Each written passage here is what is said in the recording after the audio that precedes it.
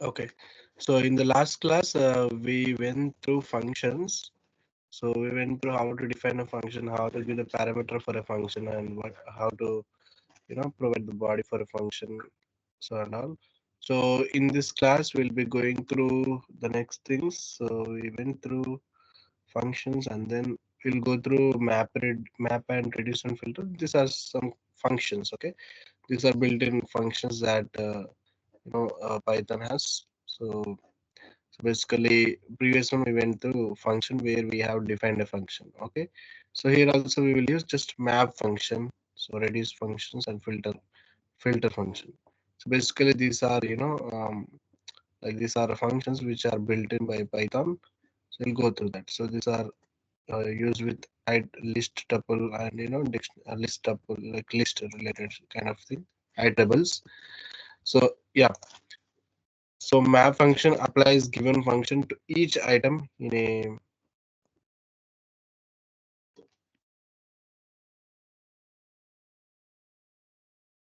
yeah. So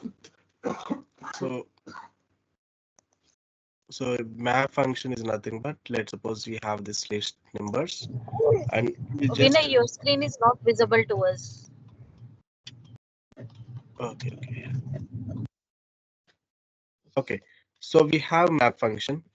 So map function applies to a given function to each item in an iterable. So returns an iterable containing the list of applying functions to each element. So you will define a map, you will write a map function like this: map, the function, and iterable. So if you could see, we have this one called our list. Okay, 1 2 3 4 5, and now we have map. Okay, squared numbers equals to map, and lambda function we have written x into x, sorry, x, which is like which will be converted to x star star 2, which means x to the power of 2, which means square, right? Every element square. And numbers are nothing but list. So now what it does, this map function takes this function, and then this map function will apply this function to each elements. So now what will happen, 1 will be 1 to the power of 2.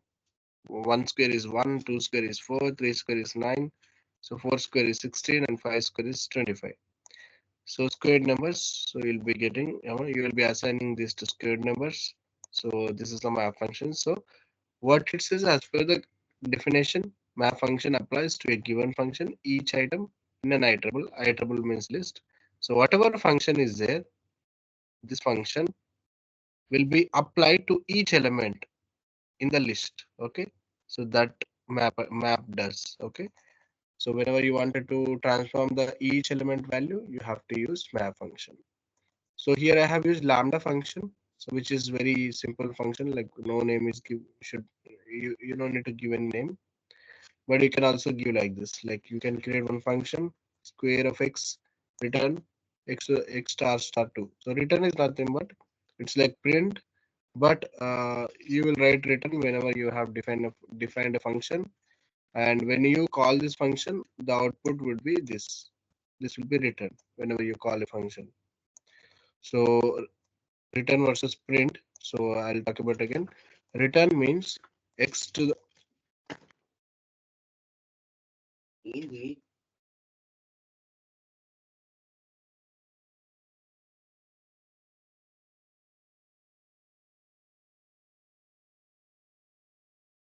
so see, if you could see, return means just x star star 2, so that means x to the power of 2, which whenever you call this function, so this will be returned.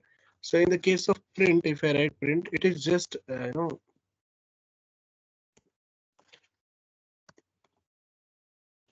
it is just if I write like this, it is just printing that. Okay, whenever you call this function, it just prints. Okay, return means whenever you are calling this function and assigning it to some variable, let's suppose k equals to square of 2.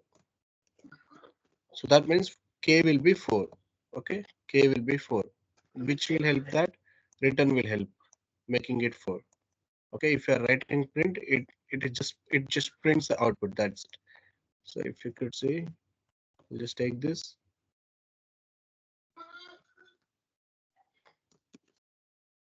So now if I have run it, if I enter K, it will be 4. Sorry, I made it 4, right? So I'll remove this. I'll make it 3 here. You can see 9. So generally, this print, if I remove, it should work. I'm entering 4. Now you can see 4 is 16. But if I remove this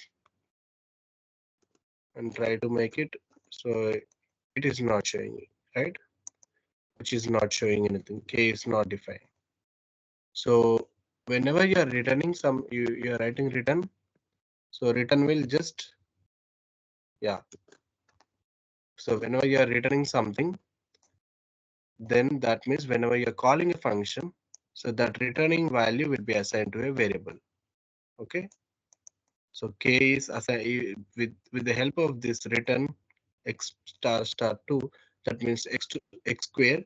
So that means whenever you're writing return, so this particular thing will be assigned to variable k because you are calling that function.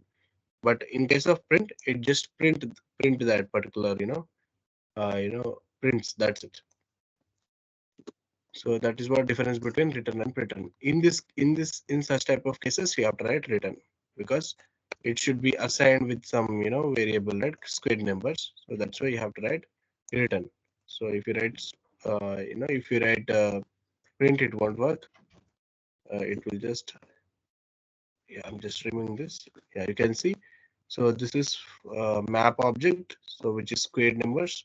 So this I'll be converting to list so that I can look at the data. So I'm just converting this map to list, just simply casting it to list, so it should be fine. So I can see 1, 4, 9, 16, 25. So in the same way how we have done this, so let's do this way.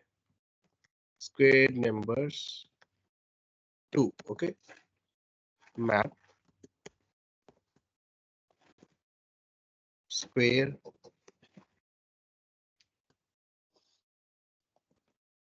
of x numbers. This is one traditional way of writing a function.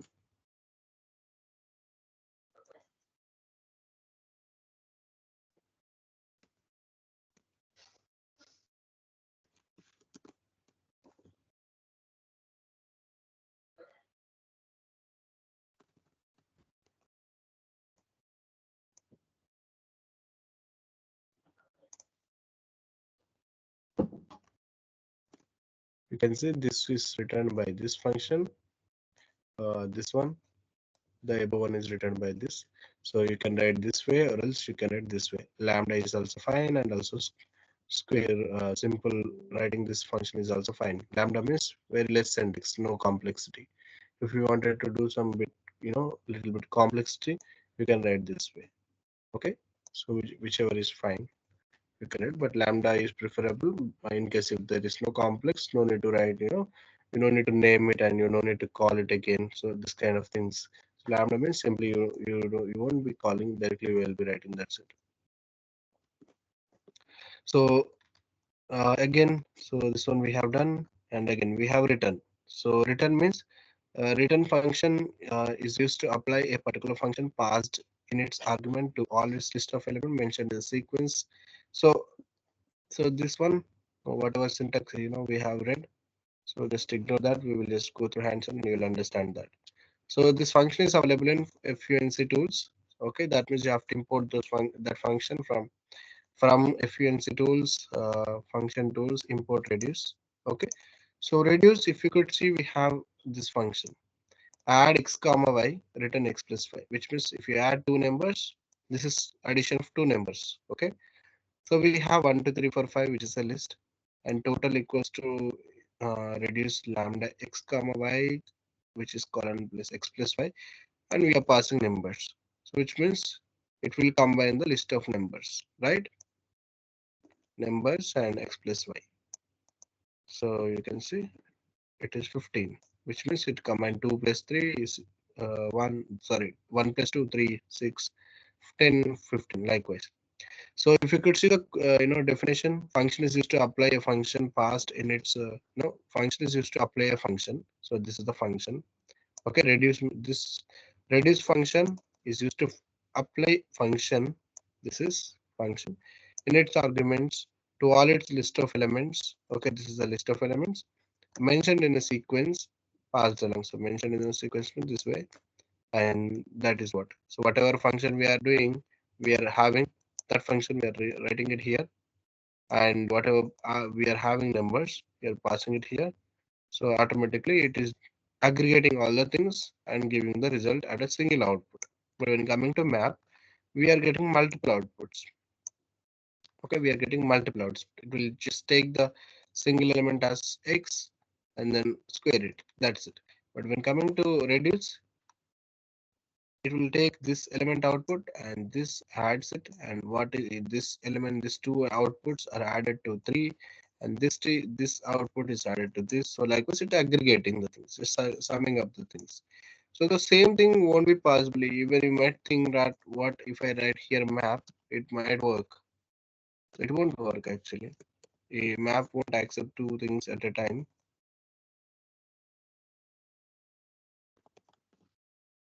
So let's try once. This is also new for me, but it shouldn't accept. You can see missing one required a position argument. Why? The map won't accept two elements at a time. So only Redis accept two elements at a time.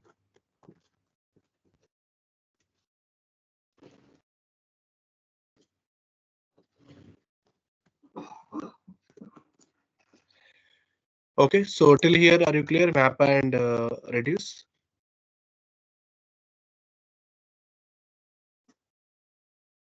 Map is nothing but just map is a function. Inside you'll be having a function and list, and map traverse through each element in a list. Okay, so applies each function to each element and gives you the output. Okay, that means if you have 10 elements in a list, you'll get 10 outputs. I mean 10 elements in the list, same outputs you'll be getting, but transform the value based on the function. But when we talk about reduce is nothing but it takes all element at a time and give you single output. If you could see, we have added the numbers. So x comma y represent 1 comma 2 first, and 1 plus 2 is 3. Now again x will be 3 and y will be this 3. So total 6. Again 6 plus 4. So x will be 6 and 4 means y. So 10. So 10 comma 5, which means 15. So likewise it will be aggregating the data. So are you clear till here?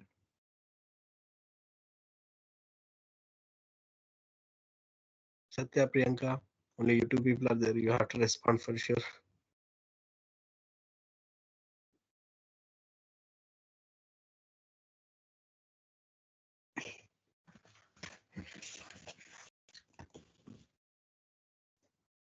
Satya, any questions? Okay.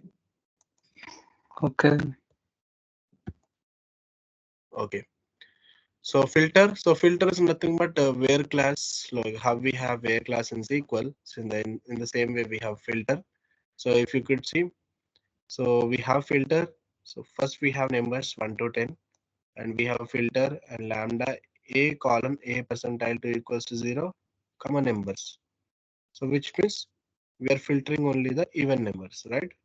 So 2 is divided by 2, which is remainder is 0. So that means even number, and 3 is 3 divided by 2, which is equals to 0, which is not false, right? So we have a remainder of 1 for 3 divided by 2, which remainder is 1. So likewise it will filter the data. So now we are just having the numbers, and then we are trying to find the even numbers. So you can see we have got 2, 4, 6, 8, 10. So we have written lambda function here, but we can also use this function as well. I just commented it, but diff means if is even number, and return number percentile 2, which is equals to 0. That means if the remainder is 0, then the filter the record. That means even numbers. So this is just a filter, simple where kind of query. So you can, yeah, you can say 2468. If I write again 12, let's suppose, that should be also printed because that is also even number, right? So you can say 12 is written. So this is all about map reduce filter. So this you will be using maybe, yeah, sometimes you will be using in data engineering project, but mostly you might or might not use, but it's not so big concept. I mean, this is not so hard to understand. Just map, filter, and reduce. And these things will be also going through in Spark as well. Same kind of things would be there: map, flat map, filter, reduce. So these things would be there. So yeah. And next we have module hands-on. So basically, we just went through one thing, right? If you observe, we just went through this thing. Whenever we had to call reduce, we just used from func tools import reduce, right? You might not know what it is. Okay, so generally, if there are no built-in functions, what you'll be doing, you'll be getting this kind of functions from, like open source or somewhere, some GitHub or somewhere else. So there's a func tool, func tool module in that we have a reduce function. So if you don't add this and run reduce, it says, I mean, reduce is not a part of Python. So that's why, we use modules. So now if I could see, import first Python as K. So now I have a file in this folder, first Python. Okay, this is a .py file. So let me open this file. So in this file, we have def greeting name. Okay, if I write name Vinay, when I call this function, if I write Vinay, hello, this is from .py file, name will be like Vinay will be replaced. So this I wanted to call. Okay, this is just for reusability. Reusability means this file is there. So you wanted to use this code. Okay, you don't want to copy this file code and create it as another file and then run it. So you can simply use this file. Okay, so we have import first file.python as k, right? And k dot greeting Vinay. So I'm just, instead of writing this all code, right now it's a small code, but in your project it will be lengthy of code. So you have 100 lines of code, and that would be benefited, right? You won't be copying that code and creating one whole file, and that doesn't make repeatability. So that will make a code reusability. That means you are reusing this code in another function, another file. So import first file Python as k dot greeting Vinay. Hello, this is from .py file Vinay, right? So that is what it is. And percentile run. So first file .ip1 will be. So this is notebook. Okay, whenever you are planning to call a notebook, you can use this. So this is first file notebook. We have this in our. You can see here it is. So you open this. Here also we have two functions. One is same greeting, and the other one is new fun. Hello from ipynb file and hello from new fun. So now I run this function, okay, which is fine. But if I'm calling this greeting Vinay, so which is bringing hello from ipynb file Vinay, new fun v, which is bringing hello from new fun. Okay, so this is how you call files within the folders. So this model file is in some folder. In where this file is in the folder, it is in Python tutorials, right? So in that folder itself, if you have this files, so then it's better. So I mean, you can easily call it. Otherwise, you have to give absolute path and then call this absolute path. I mean, the full path in the sense you have to write Spark, Python tutorials dot first file dot Python as k likewise. But as of now, you can directly call it because Python tutorials is also in the same folder. I mean, in that folder itself, model JSON, model hands-on is there, and these first files are also present in the same folder. Okay, the parent folders are same for these files. So in the same way, so these are the one which you will be creating. Okay, But there are few other things which are from Python itself, like date time. So now you can see import date time. Okay, here we have written import first time Python, this file name, first file Python sk. But if you could see import datetime is there. So datetime is from Python itself. Okay, but in order to use datetime objects, datetime functions, you have to import this function. So datetime is there, and you can see current date it's showing. So my date is 2:35 now. So it's showing right now like this, datetime.datetime.now. Okay, so this is how it's showing. So like maybe Seaborn, there is some library called Seaborn. Seaborn for visualizing the graphs. So you can see this is Seaborn. So import Seaborn, and I'm again writing Seaborn. So that means Seaborn is imported. So likewise, so this is how you import the modules in Python. So in the same way, previously we have imported the reduce as well. From functools imported reduce. So that's what it is. And yeah, in projects you'll be doing this for sure. So like I mean you'll be writing this code at the starting of the starting of the any Python file. So you'll be doing this. Okay, and then after this we have OOPS concept. So object-oriented programming. So object-oriented program, maybe if you're aware of Java, so you'll be knowing all these things. So as a data engineer, you won't be doing much things on object-oriented programming. I mean, you might be only working till functions, okay, just defining a function, writing the code, and just using the like calling the function, passing the parameters. This you might be doing. You'll be doing basically, not might. You will be doing that only. But for maybe sometimes you have to deal with classes. So that's why you'll be going with classes, class, and object-oriented approach. So yeah, so object-oriented approach in the sense, so like it's more of function we have defined it, you have written some code into that, and you are calling that. So then only it is calling, right? I mean, it's executing.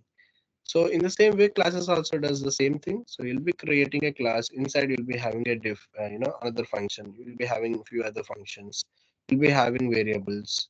So likewise, so these things will be isolated to some other, isolated in the sense. So those are, you if you call it, it will be created, and inside that you'll be having, basically if you think about this, it's like real world entities. So if you could see, I'll just talk about few real world entities. So a class is a blueprint of creating objects. Okay, so it defines data structure along with methods to manipulate the data. In Python, you can create a class using class keyword. Okay, so blueprint in the sense, if you can see class car. Okay, just forget about this. I mean, init what it is, you might think this what init is. Just remember that we are just setting up the values. That's it. So setting up the values means car you have, right? For car, you'll be having make and model. Okay, who is making it? What is the model? Okay, if it is Toyota, then we have Camry model.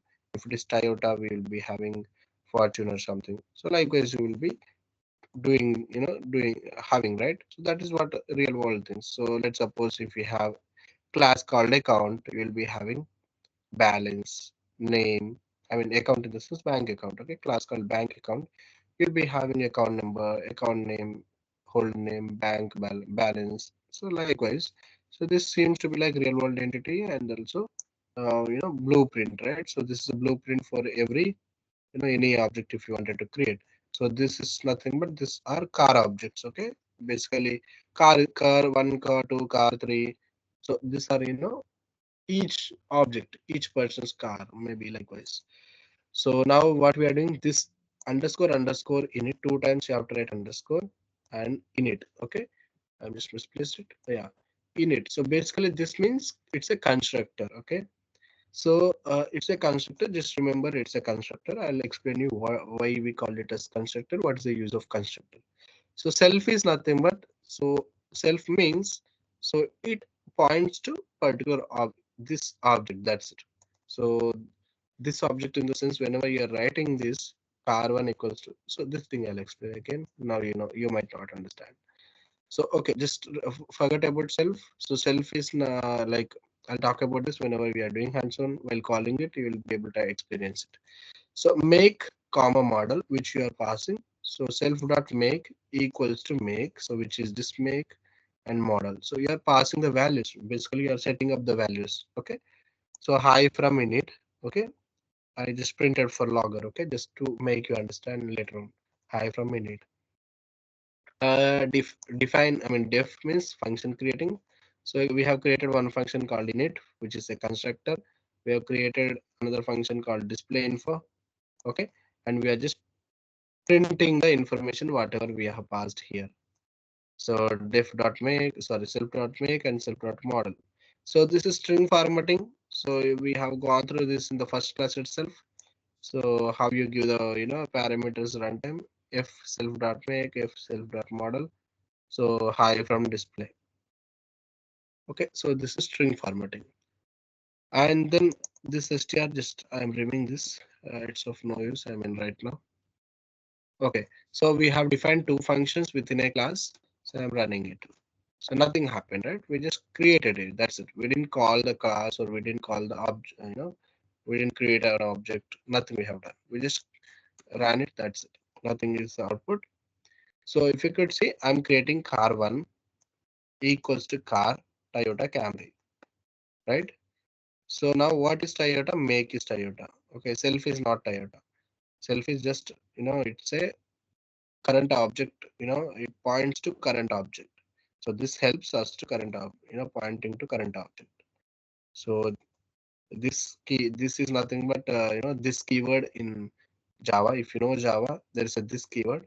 So in the same way, we have self. So self will point to current object. So Toyota, which is, this is the object. Okay, car1 is an object. Okay, and Toyota, and then make Camry, sorry, model Camry. So now if I just create an object, I'm able to get hi from init. Okay, so I didn't call this function. Generally, functions are, whenever functions are called, that will be executed, right? But I didn't call this init function, but still it, printed hi from init. So that is what constructor is. So whenever you create an object, constructor get called. Okay, it gets called automatically. So you don't need to call the constructor, automatically it gets called. So that's why we are defining, we are setting up the values in the constructor. That is one of the use. So now I want to call this display info. Okay, I wanted to look at the display like this. I'll just hi, this is, okay, let me write hi, this is, okay. Now you can see I wanted to print this. I wanted to print this, so I will just, I want to print hi, this is Camry, I mean Toyota Camry. So I hi from display. So this I wanted to print. So what I have to do, I'll just have to call this one. So how I will call, I'll be calling, I want which I wanted to print. I wanted to print car1 object, like car1 dot display info. Hi, this is Toyota Camry info. So this is what you are calling, but you are not calling the constructor, right? So that is why it is constructor. Constructor is nothing but it automatically gets, called while creating an object. When we have created an object, this is how we created an object. Okay, and yeah, that is what constructor is. Class will be defining using class keyword, and you will be creating a function which is a constructor with underscores at the start, and then we will just set up the values. And then if we'll create one more function called display info, and we'll just try to display the information using print. And whenever you create an object, car1 equals to car Toyota Camry, so this will be printed hi from init, and also set up the values as well, because we just created object. Whenever you create an object, constructor will be called, and car1 dot display information. So where print, it will be printing the information because we called this display info using car1 object. So in the same way, I have car2. I'm reusing this again. Okay, I'm not running this again. Only once it is run, that is fine. So I'm reusing it. Car2 equals to car Nissan magnet. And if you can say car2 dot make, you can also get this object as well. I wanted to get, this is, you can get this variables as well. Make, you have passed it, right? Now just wanted to see what I have passed. Car2 dot make, which is Nissan. Car2 dot model, which is magnet. So likewise we'll be getting. And in the same way, I'm calling the function as well. Car2 dot display information, Nissan magnet high from display. If I write again, you can see car1 means Toyota we are getting, and car2 means Nissan we are getting. So that is what it is. So just call based on the object car1 and car2, you'll be getting the output. So are you clear here till here? So we can just look at the code for some time and maybe 2 minutes. If you feel something is you are not understanding, you can just ask now itself.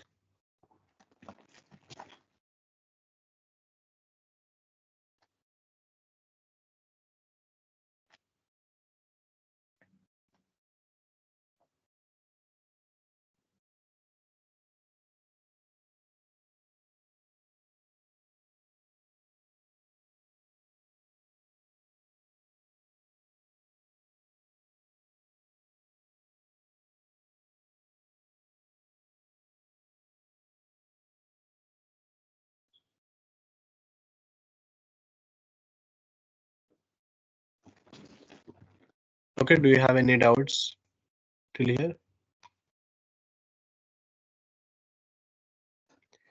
Just creating a class, creating functions, and this function is constructor, and this are we are setting up the values, just adding the values. This helps in setting up the values. You are passing a value, that means make, you are passing it. If you are passing it as Toyota, then make will be Toyota. So model will be whatever you pass.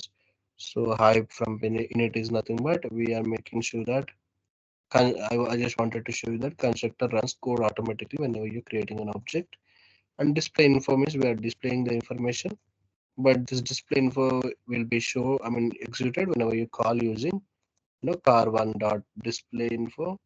Okay, but this will not be like that. Whenever you create a constructor, whenever you create an object, automatically this will be executed. Okay, so I hope you are clear till here. So I'm going with the next one.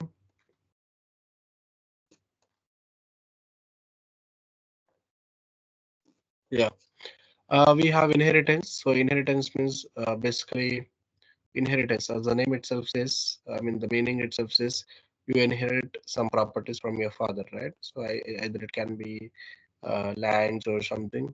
So maybe or else facial expressions, or basically the features, all right. So parents. So basically we'll be having child class and parent class. So parent class and child class. Parent, uh, you will be having child class and you will be having parent class.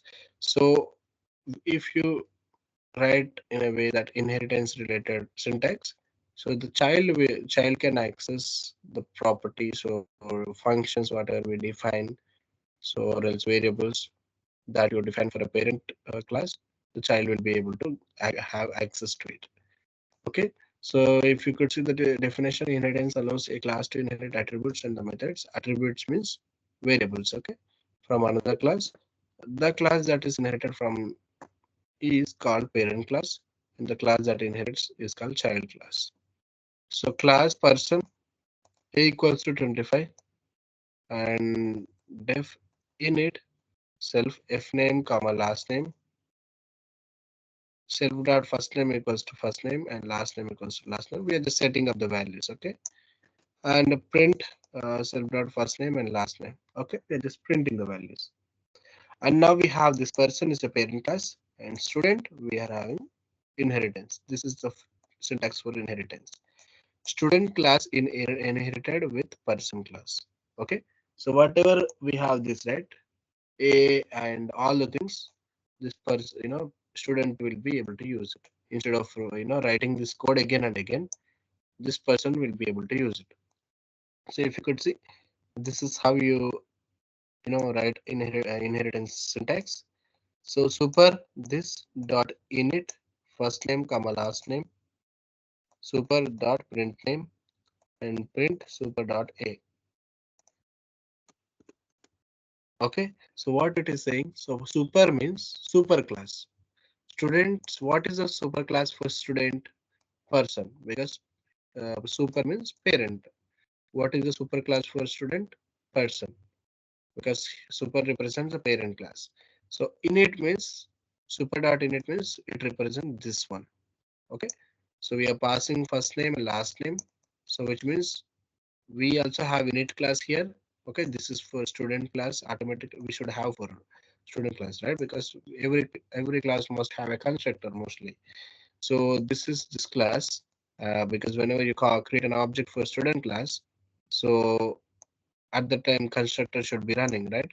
So this one super dot init, so which is calling this one, which is setting up the values, and super dot print name, which is printing this, and super dot a, which is getting the value from this. Just to these things I have written just to show you that how to access the parent features. Okay, so now if I run this, now I'm just writing k equals to student Ajay comma Raj. Okay, so now we have Ajay Raj, which is printed from, I created an object for student, but you can see Ajay Raj is there. So but in our syntax there is no Ajay Raj printing. But if you could see print name, here it is there. Print Ajay Raj. Print first name and the last name. So because of this function, parent function, we are getting Ajay Raj. And super dot a, however, we have defaulted it to equals to 25, but we got it from the parent class, right? And now we have k dot first name, which is Ajay, k dot print name, which is Ajay. We are using this print name, which is from person class, because that is a parent class. So, but if you see here, there is no person related classes. We are just created this using child class student. But since we have done inheritance, we were able to access attributes from the parent. Okay, that is using super keyword.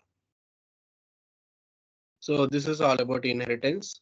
So simple thing. So just inheritance is, you can make a relation using this kind of syntax, child class, and open the brackets and in that parent class. And then use super keyword to access the elements, to access functions or variables from the parent class.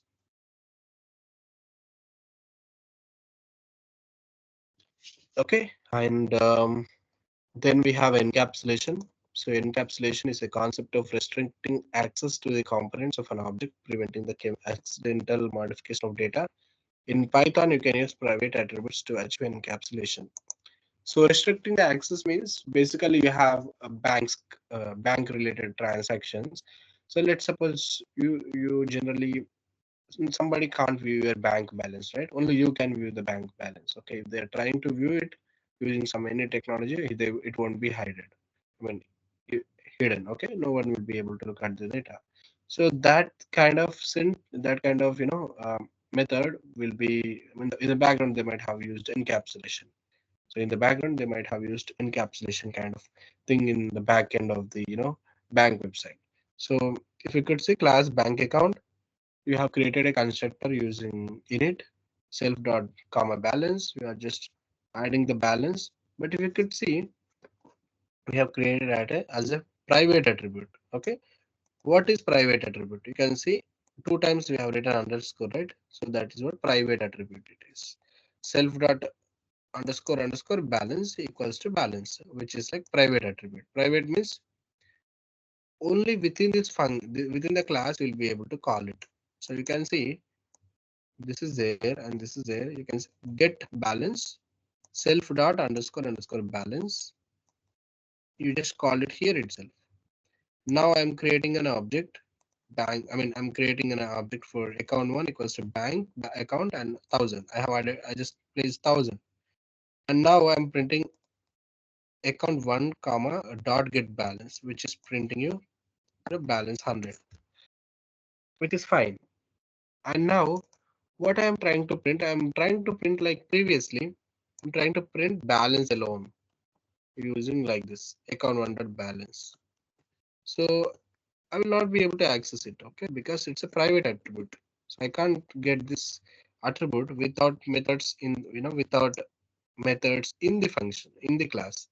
So you can say this is called inside the class and inside the function, but this is called just outside the, outside the function class, but using the object of the class, current one dot, current one dot balance. Okay, ideally it should print 1,000 if it is a public, attribute.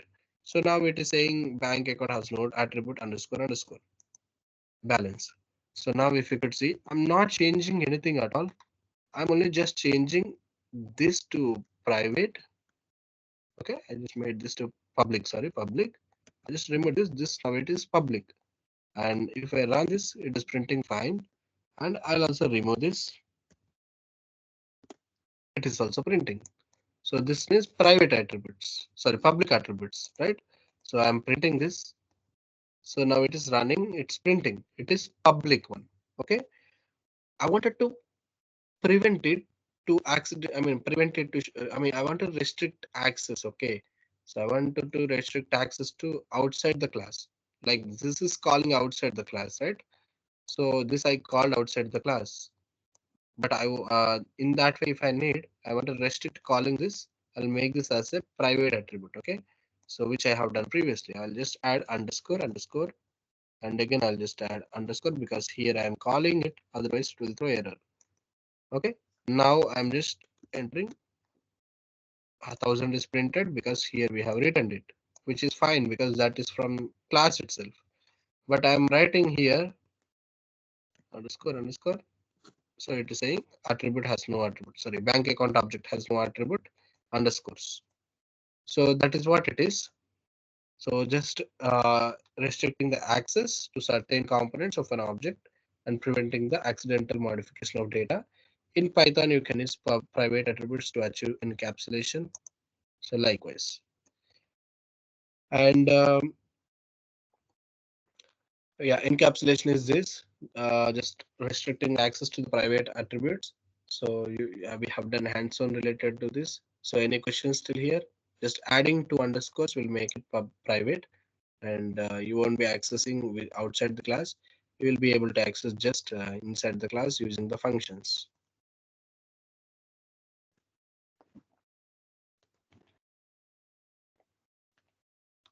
Okay, so I hope you are clear. I'm forwarding to the next topic. Polymorphism. Okay, polymorphism is nothing but it means many forms. So maybe in data engineering you won't be doing all these things, but it's good to know. So I mean, don't get, I mean, if you don't understand this, don't get, don't get tensed. So just simply you can, whenever you feel you're fresh, I mean your mind is fresh at the time, just go to some, links and try to understand, but don't make it, complex. So you might or might not be working on using this OOPS concept. So just try to understand. That's it. If you understand, just do a practical thing. Otherwise, if you can go through a few other videos, which where the complexity is very less.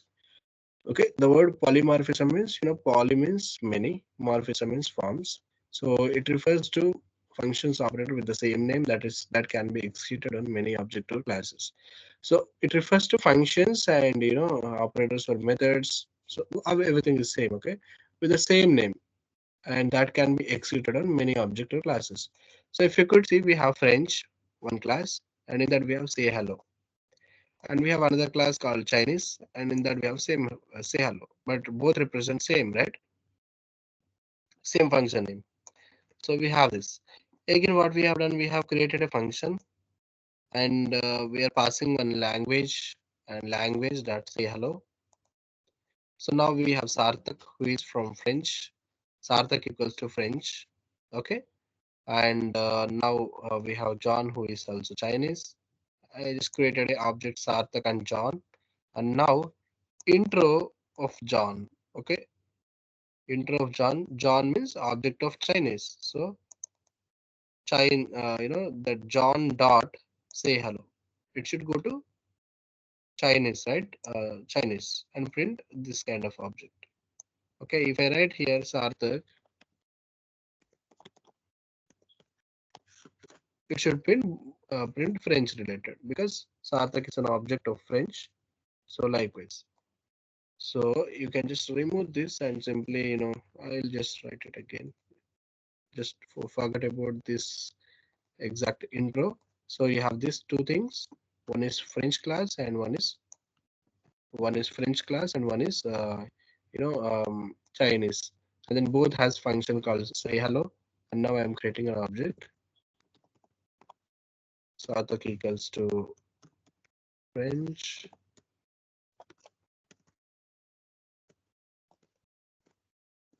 Which created an object called Sarthak. And now I'm just saying say hello. Okay, one so that's how it is printing. Even though we have same names, we are just restricting this to access only this using object. That's it. So just it's nothing, just a concept. That's it. So no syntax is there for this, just a concept. So John, we have John equals to Chinese. So it's completely separate thing. I mean, both are separate, but we just give same name and just explaining the things like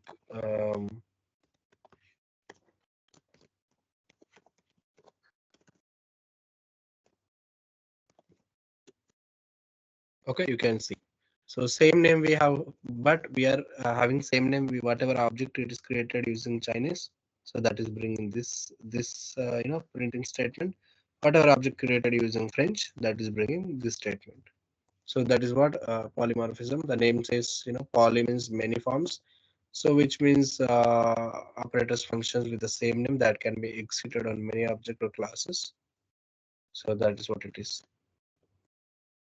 Okay, so polymorphism and inheritance is all you can go through. I just uploaded this in the drive, so you can go back and just go to Python. Sorry, not this hands-on codes and Python tutorials. Just take these notebooks, whatever we have discussed till now, and yeah, in the next class we'll be going through NumPy and Pandas. So yeah, that two session. That will be covered in 1 hour session. So completely we sorry, not 1 hour, sorry, 2 hour session. So that we can have it tomorrow. So at the same time, like yeah, if many people joins, that would be good because NumPy and Pandas are important for because in data transformation, Spark and all. So NumPy we can go. I mean, if you have time, just you can go simply through this. Just download this and look at it in the Jupyter notebook, and you can also go through Pandas as well. So one best thing you can do is like you can just download this direct entire file so that you will not have any dependencies at all. I mean, this Pandas will be using customer CSV file as well. So instead of going through errors, you just download this one, and then automatically everything will be there. So you can just go to Pandas and click on next and enter the things. So automatically you'll be getting outputs and you'll be able to get the things. Okay.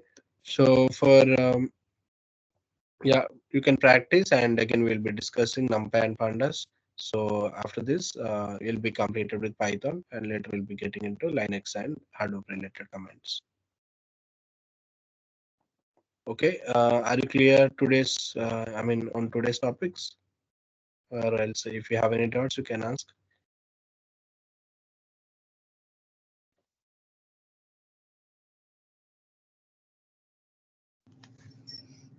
If we practice, we can just know whether we are getting or not.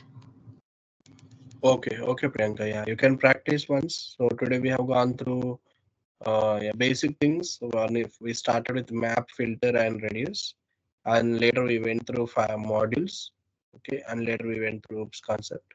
So 11, 12, 13. So you can go through those files 11, 12, 13. So yeah, later on tomorrow we'll be going through NumPy Pandas.